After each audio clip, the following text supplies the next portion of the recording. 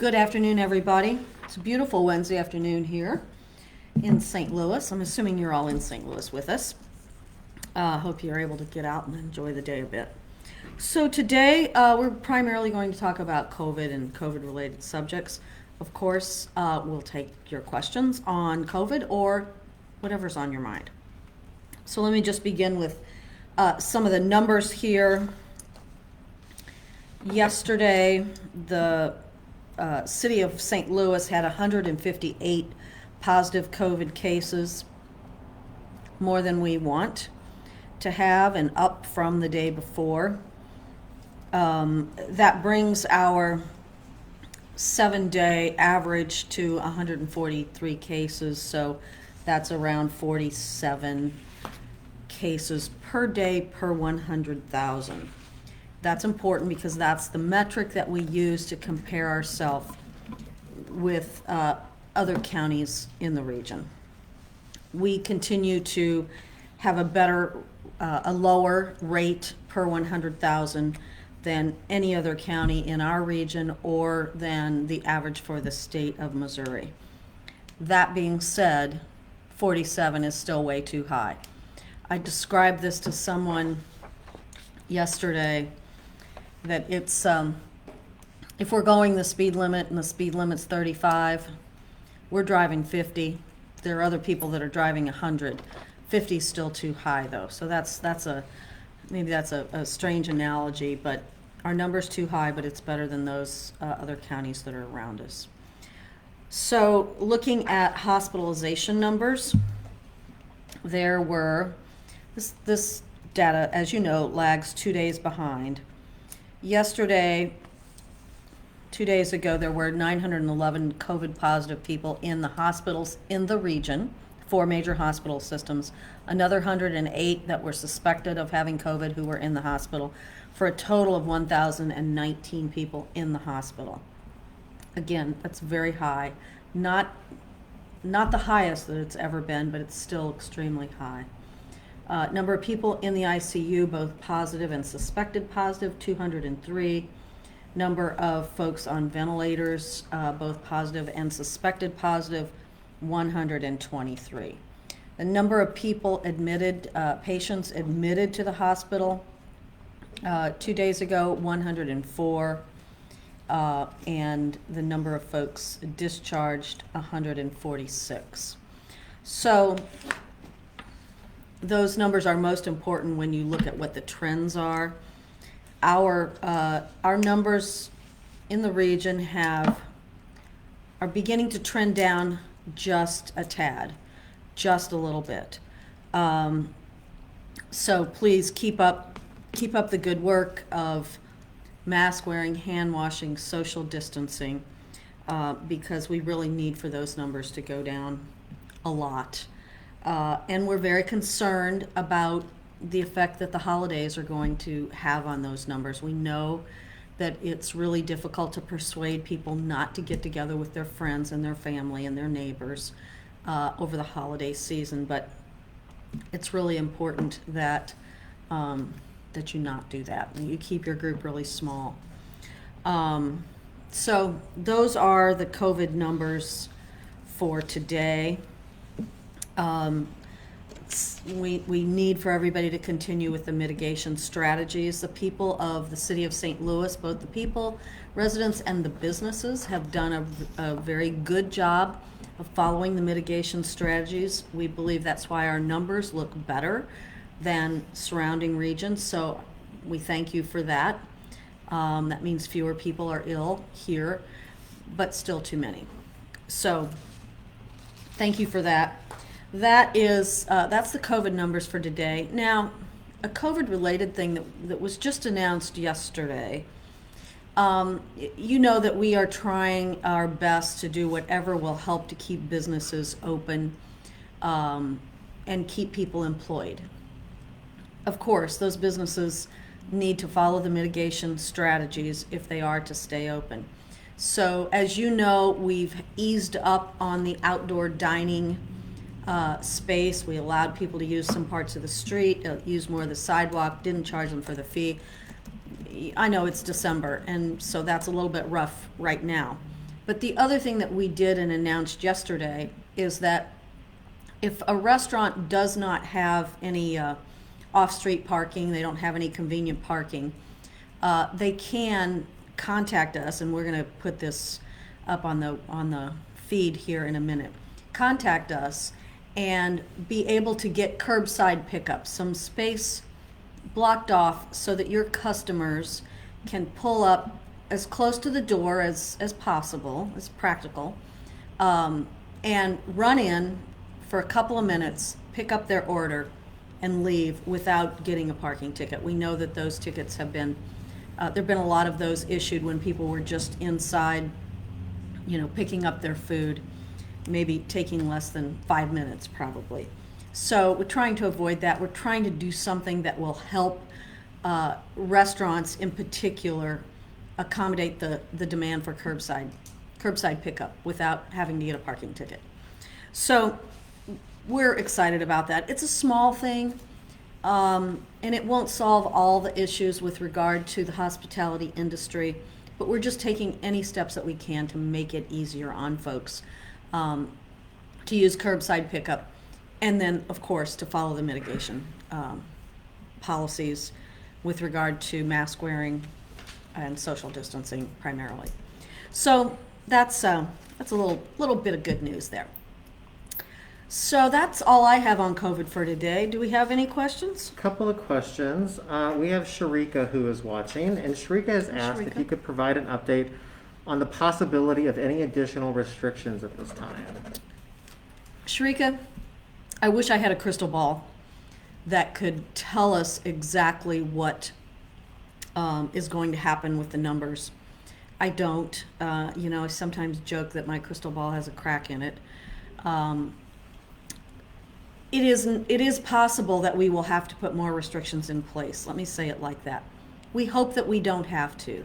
And to the extent that we can get everyone continuing and even more people following the mask, wearing a mask and social distancing, that will lessen the chance that we'll have to put more restrictions in place. You've talked a couple of times, Mayor, about a Thanksgiving surge. Has the city of St. Louis or the region realized that from any gatherings that happened over that holiday? If you look at the numbers day to day, it looks like we've experienced a bit of a surge. The city's own numbers have gone up a little bit since last Friday. An average of about, I'm looking here, about 6 or 7 more people per 100,000. So it looks like a bit, but numbers not too bad. I think that it'd be fair to say that a lot of people did adjust their Thanksgiving plans and followed the mitigation practices. We have quite a few vaccine questions today, Mayor. What are your expectations about a timeline for rollout and when the first residents of the city of St. Louis will begin to be vaccinated? Well, what we know is that tomorrow the FDA is looking at the Pfizer vaccine and may authorize it for distribution. If they do decide that tomorrow, we expect then it will be a week or two, 6 days, 7 days, a week or two before we actually get an allocation here in the city of St. Louis. So very soon, by Christmas, probably before that. And the first distribution of that vaccine we know will go to healthcare workers. Those people that are patient-facing, those people that are working day-to-day with COVID patients. So that'll be the first distribution. And then more healthcare workers. And then first responders, and then folks who live in nursing homes or congregate care facilities. And so we know that will occur. That, depending upon the supply, whether it's the Pfizer, the Moderna, which Moderna vaccine is going to be looked at by the FDA, as it's my understanding, next week, not tomorrow, but the following week. And so as these vaccines begin to roll out, we expect to get more and more each week. Our vaccines in the city of St. Louis will be distributed through the federally qualified health centers, also hospitals. Also, we expect that commercial places like Walgreens doctor's offices, etc., maybe urgent cares will also have the vaccine. So as this product begins to roll out, after those first few, they call them 1A and 1B in terms of who will get the vaccine first, then it will begin rolling out to the general public. From what I understand, it's likely that that will not occur until February, March, April timeframe. But there's a lot to be learned between now and then. We will certainly get it out as quickly as possible. Pritz had a question about the vaccine, Mayor, about folks who don't, or the uninsured or underinsured, and whether the vaccine is going to cost anything for people to get it. No, we expect the vaccine to be free. So that's good news. And we would also expect, when you're talking about uninsured and underinsured, but also we're talking about an unhoused population. So we also expect to distribute that. That's a congregate living facility if they're in a shelter.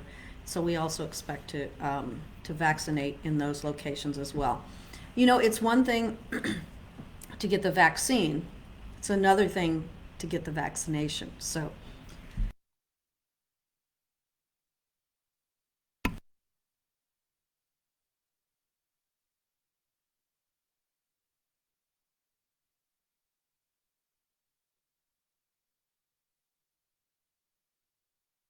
Questions? I think I might have been off.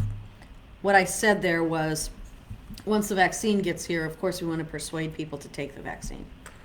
Couple of other COVID-related questions, Mayor. The commercial loading zone permit, you may have mentioned this, but who in the city is eligible? Is it any business, or do you have to have metered parking in front of your establishment? I believe you have to have, I don't know the answer to that. I believe you have to have metered parking in front of your location, but certainly that's something we can work on. That was the problem we were trying to solve. But if you have a particular situation, it's the street department and the special events office that will help you work through that. On a similar note, Mitch asked a question about the previous permit program that we have. Is it still possible, though it's winter, for restaurants to apply to close the streets or close sidewalks to expand seating opportunities? Yes, absolutely, it is. We want to keep sidewalks open, of course, for pedestrians. So when I say closed sidewalks, that's not quite accurate, but the sidewalk has to stay open for pedestrians. But, you know, to maybe take, the edge of the street to expand your, quote, sidewalk seating, that's certainly acceptable. Kathy submitted a question, Mayor, about end-of-year taxes that are due in the city.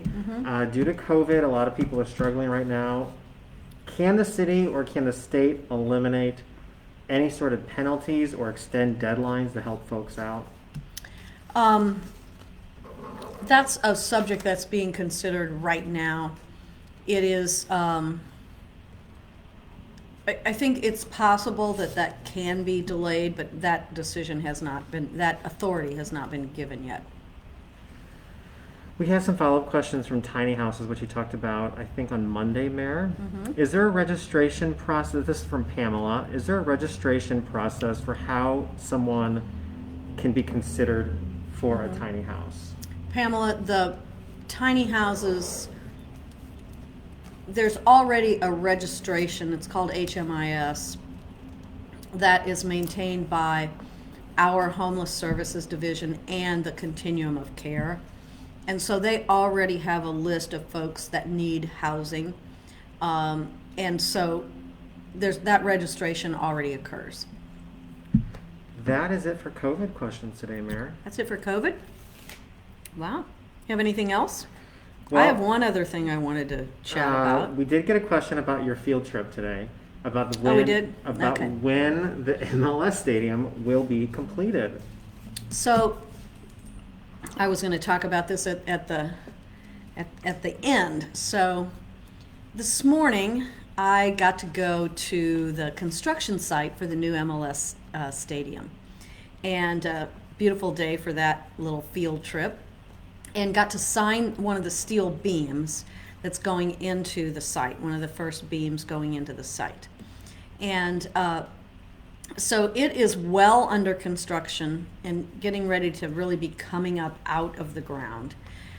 It's expected to be completed in 2022, summer to fall timeframe, and that the team, the soccer team, MLS team, would begin playing in 2023. So it's got a little ways to go, but I've said this many times, so if you haven't done it yet, you know, take a drive or ride your bike. It's a beautiful day today, and ride down either Market Street or Olive, and you really will get a view into the construction site and all the work that has gone on and continues to go on there.